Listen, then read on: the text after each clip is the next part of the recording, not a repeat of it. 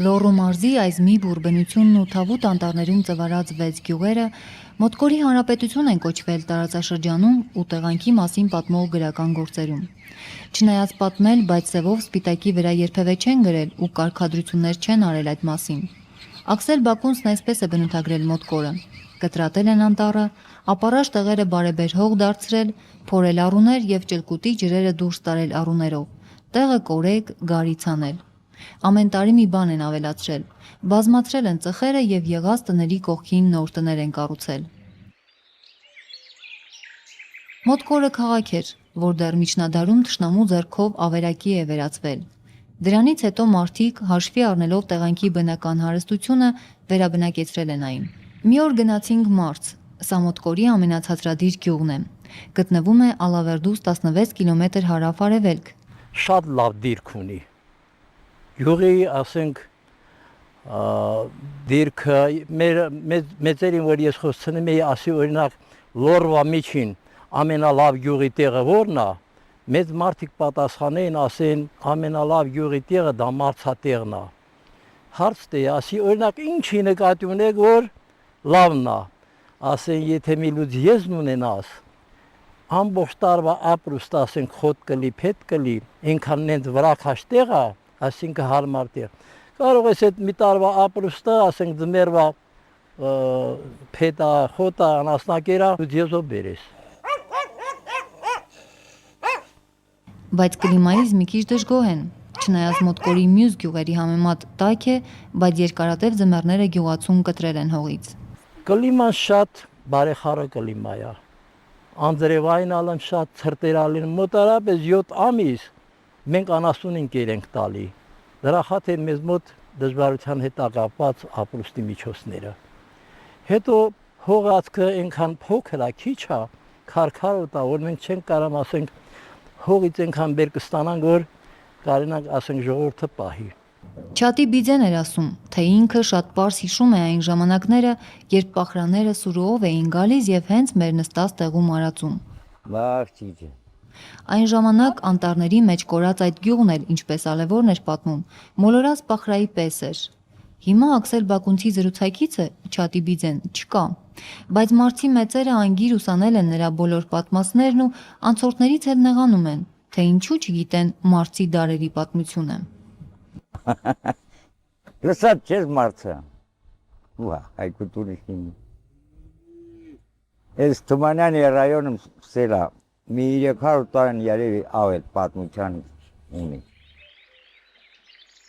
Չէ, Հովանես Բիձեն էլ քիչ գիտի։ Մարզը համարյա 800 տարվա պատմություն ունի։ Գյուղում դեռ 13-րդ դարից պահպանված մատուռներ ու խաչարձաններ կան։ Գյուղատեղիների անուններն ամփոփող անցել են սերնդեսերունդ։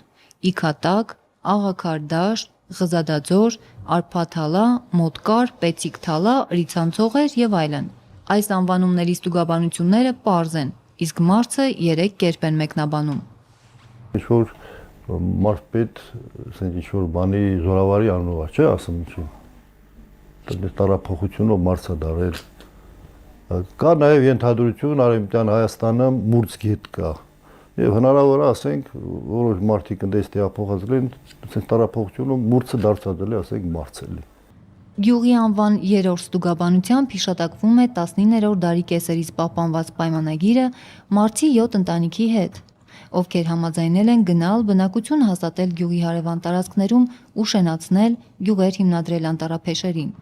Մարզեցի 7 ընտանիք հիմնադրել են հարևան Քարինջ, Աթան, Շամուտ, Աղնիձոր եւ Լորուտ գյուղերը։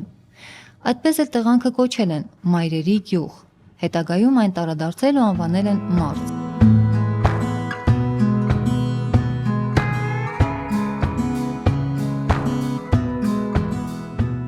Մարզի բնակիչը հույսը միայն անասնապահության վրա է դնում, սակայն վերջին տարիներին անասնագլխաքանակի աճ չի արձանագրվել։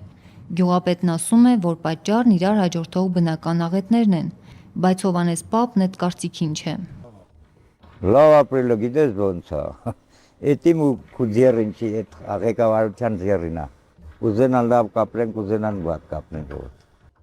Մոտկորի կենտրոնը մշտապես համարվել է Դսեղը, շրջանի ամենամեծ գյուղը։ Այսօր էլ այդ կարգը պահպանվում է, Մարսեցիկ բժշկական հիմնական սպասարկումը դսեղում են ստանում։ Կանայք այնտեղ են մայրանում, սակայն Մարսի բուժկետի միակ աշխատող Գայանե Քոչինյանը գյուղում պարապ չի մնում։ Մեր շրջանում, մեր ենթաշրջանում ավելի շատ երիկամային հիվանդություններն է եւ հիպերտոնիան տարածված եւ վերագրում եմ ավելի շատ կապում եմ նրա հետ, որ գյուղական վայրերում ֆիզիկական աշխատանքը խիստ ծանր է, բայց մեր մոտ առավել եւս որովհետեւ փայտի աշխատանք են հիմնականում արմել երիտասարդները բարձելու, թափելու, դրանից է ինձ թվում է։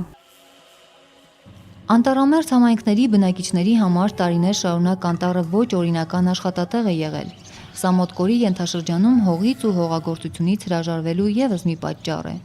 Մոտկորում հողի մշակը փայտահատ է դարձել։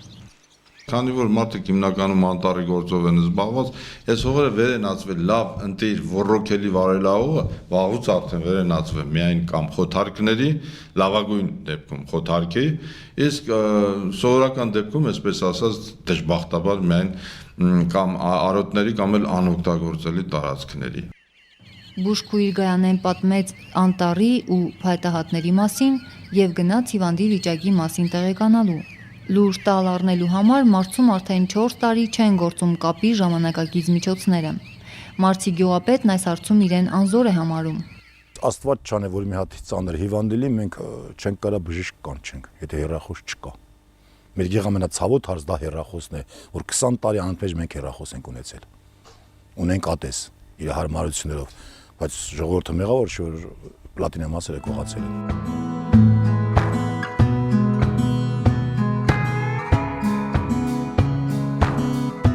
Մեր այս լորվա բնությունը ինչքան գեղեցիկ է,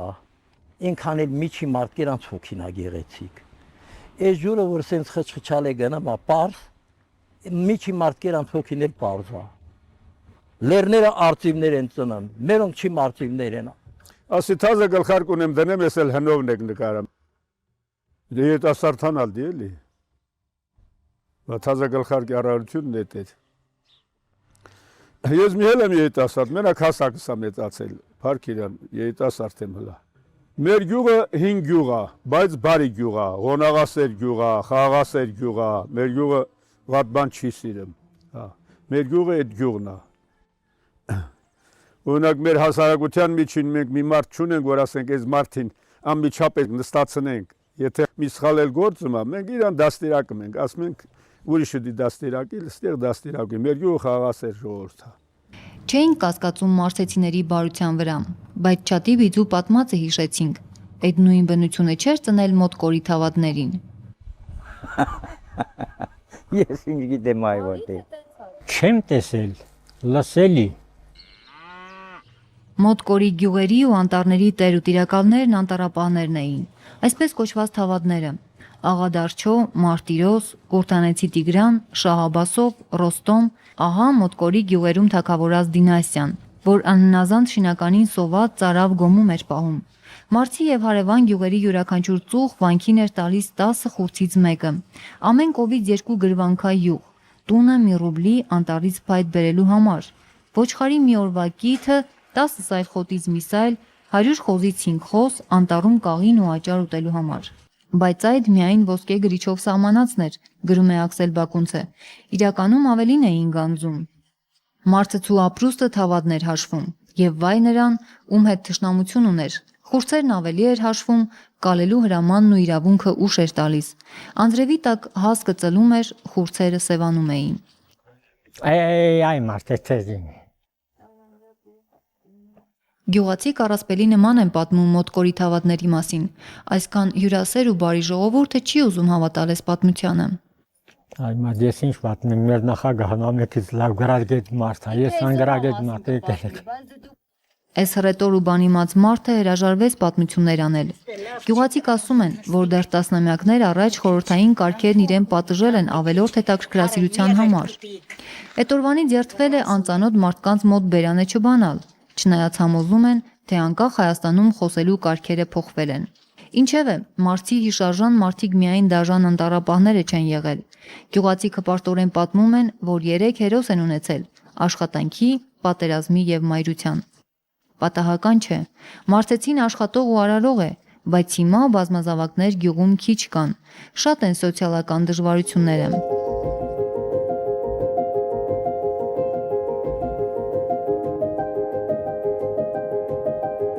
Մարցի իքատա գյուղատեղում հանդիպեցին Քազիմ Խաչատրյանին։ Չգիտի, թե ինչու են իրեն թուրքական անուն կնքել, բայց կերուխումանելիս չի մոռանում իր ավանդակոչության կենացնել խմել, իսկ ուտել խմելու առիթներ իքատակում շատ կան։